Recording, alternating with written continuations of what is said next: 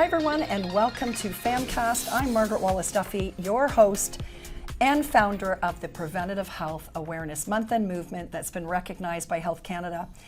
I got to tell you, it's shows like today that not only get me excited to share with you because it's going to be jam-packed, full of education to empower and stock your preventative health toolbox, but it's also deeply personal for me. And today's show, I'm going to try to get through it without some tears because, to be honest, the topic resonates very deeply and very personally with me. Today, we're going to be talking about the heart of preventative medicine, cardiovascular health, that impacts so many people and the lives of so many Canadians. And this year, it dramatically impacted my life, and in fact, the life of my husband. Now this story, and I'm going to say this, Rick is a very private guy. I think he's a typical, when I say typical man, in that you just man up and you tough through and you put up with things. But Rick isn't the typical looking cardiac patient. Rick is fit, he exercises, he eats well, he's not overweight. Yes, he has a high stress job. He's a type A personality and always an optimist. But I watched my husband over the course of 3 years decline significantly in front of my eyes. He was feeling it. He was frustrated. And he went for a cardiology workup, not once, but twice. And his testing came back normal. But we knew in our heart of hearts something wasn't right. And this is what this movement and this show is about, is empowering you to be the advocate, to be the CEO of your health in collaboration with your healthcare team, and to not give up even when you don't have answers. And so that's what we did. After a normal stress test twice, his echocardiogram was okay. We knew he wasn't okay. And we advocated and pushed for him to have a contrast cardiac CT. And what we found out when we got those results was eye-opening and hard to hear.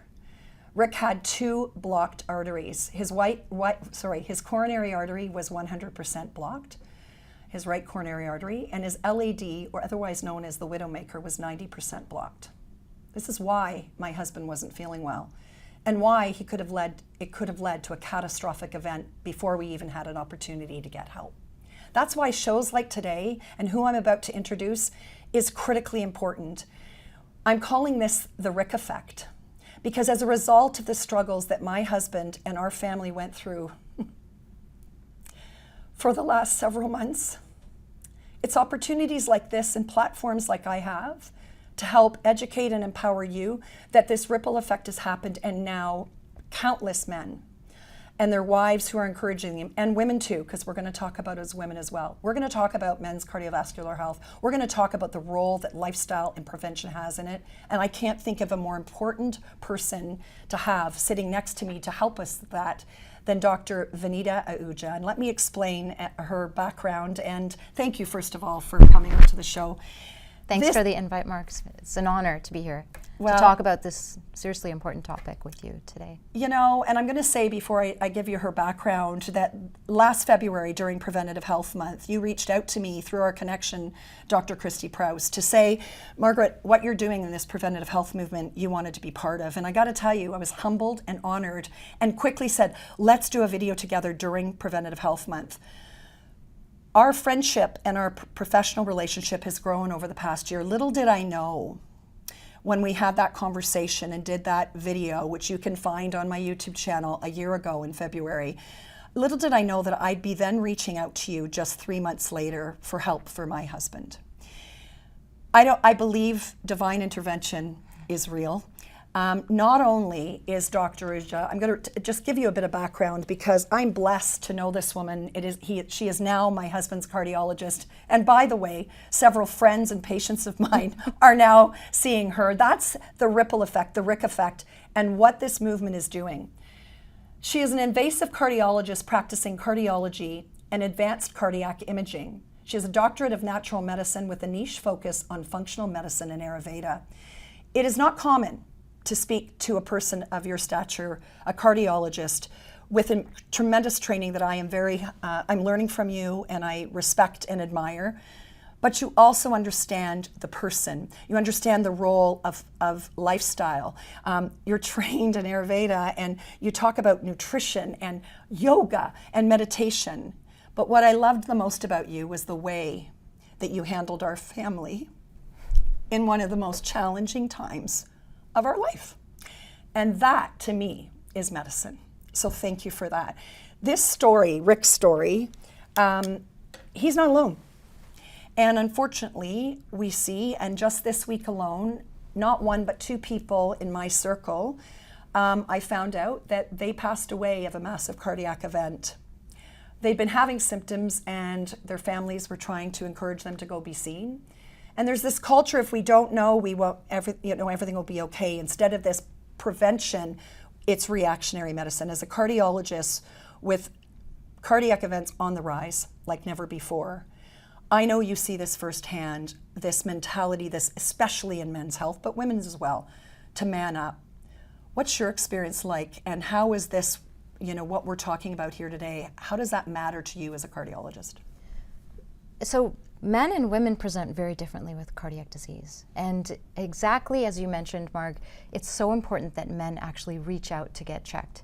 There's this sort of perceived vulnerability that they have. They think they have to be macho and run society and be there for their family. So God forbid that something happens to them, they see themselves as having this major weakness or disability almost. Mm-hmm. So they're afraid to actually find out what the issue is. They're afraid to get checked when they have symptoms. It's partly denial, and it's partly this feeling that, oh, you know what, it's just a small flu, it's just a small cold, I can get through it. So they don't reach out to get checked. And it's a societal norm. Until something happens to a family member or a friend. I can't tell you how many times I've had patients come in and say, you know what, I'm finally going to get a stress test because my friend just dropped dead last week. And that's the impetus, that's the trigger for them. Yes. Whereas it should be the norm that, you know what, I've reached a certain age. Cardiovascular disease is the #1 killer globally of men. It's way up there for women as well, depending on the age. And it's not that we wait until someone dies in our circle to come in and get checked. It's that, you know what, I'm going to take charge of my life, be the CEO of my health, as you so quaintly put it, and reach out and tell your family doctor, reach out to a specialist and it's so simple. Come in and do a stress test. You walk on a treadmill for a few minutes, we take pictures of the heart, do a coronary calcium screening. That's a whole other topic. Which we're going to talk about. We're going to talk about screening for sure. But certainly it's societal, it's cultural. There's this perceived sort of, vulnerability that men have. That I don't want to seem weak in front of my friends and family. Yeah, and it's so, I've witnessed it. I've seen it firsthand, and it's not because, and Rick actually said, and I'm struggling explaining this because Rick is an intensely private man, and I want to respect that, but at the same time, he has felt almost relief, and this is the word he used, validation when he finally heard that there was something wrong, because for 3 years, he was pushing through cement and feeling so unwell, but not getting any answers and being told everything was okay when he knew something was really wrong. It's scary. And when you're scared, you kind of isolate even more. And that ripple effect, he said, if I had to go through this and now it's impacting positively and creating change and igniting other men and women, but men especially, to go get checked or to start to make some changes, because to look at Rick, some of his friends said, You with a cardiac issue?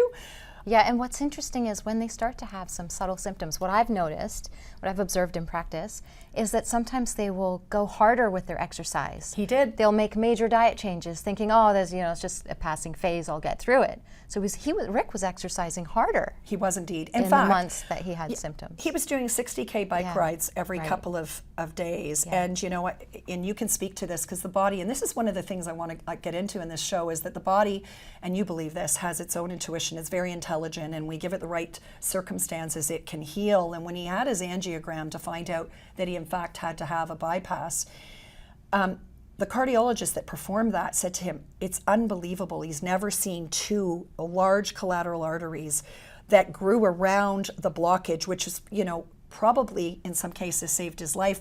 But he said, how were you doing that bike? And Rick said the first half hour he felt so sick. Right.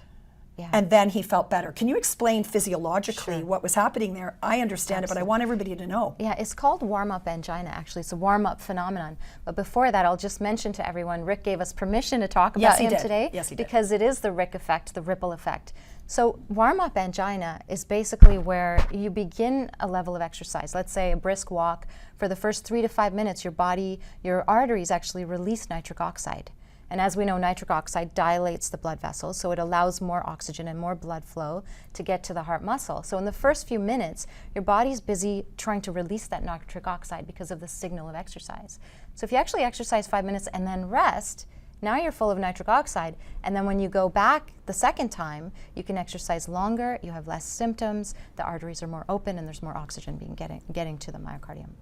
Incredible. I mean, the body is amazing. That's why he felt symptoms the first half hour, and then he would push it. And also the collateral blood flow, it's not that uncommon, but it's not common. And he said, he mentioned that the size of it, he was taken back by the size of the collateral flow. So your body, it's called, neovascular genesis. Basically, your body grows new blood vessels in areas where things are blocked. This happens in the legs, this happens in the heart. And so not everybody gets that collateral blood flow. One theory is that they're increasing their efficiency and triggering new blood vessel development by certain activities like exercise. So the endothelial lining is trying to heal itself and growing new areas. But not everybody gets it, partly genetics and partly activity. So if you do get new blood flow around a blockage, there may be a further delay to when you actually experience severe symptoms and approach the need for a bypass surgery. Exactly. And in that, I always call this the opportunity gap. Yeah. But we can't leverage the opportunity gap unless we're listening to our bodies and advocating. And so this is exactly it. This had been going on for 3 years, but it wasn't until the last 3 or 4 months where he was really feeling unwell. Yeah. But we were advocating all along, and he was listening to his body. And this is what I want this show to do, is to let people recognize, to listen to their body, to act on what you're hearing, and to honor your body and get your team around you, both your cardiologist as well as your lifestyle team, because in cardiovascular health, that is critically important, is it not? You are trained, as I mentioned, in Ayurveda, a cardiologist that cares about what we eat, how we move, what we think. I watched you firsthand navigate my husband's journey with him in a very high stress time with not just confidence, but with care and compassion.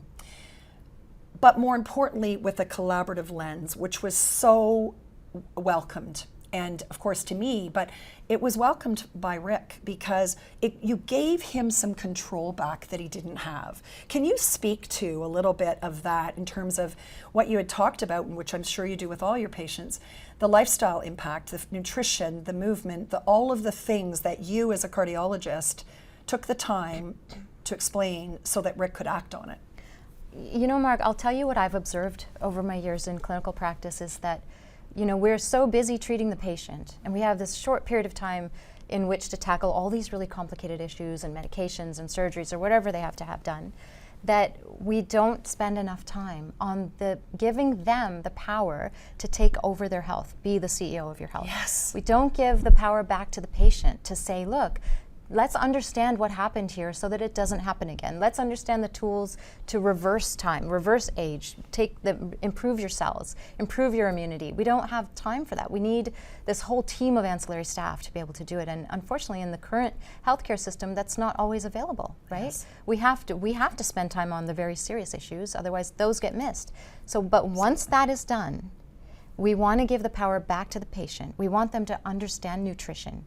And now there's new medical schools that are focusing on training medical students in understanding nutrition at its source, not just saying, hey, eat the hospital food and then go home and have some packaged whatever. Right. It's nutrition, like deep understanding of nutrition. And food is medicine. Food is medicine. In Ayurveda, food is exactly that. All the herbs are foods. Right. And they are medicines. They are what heals us.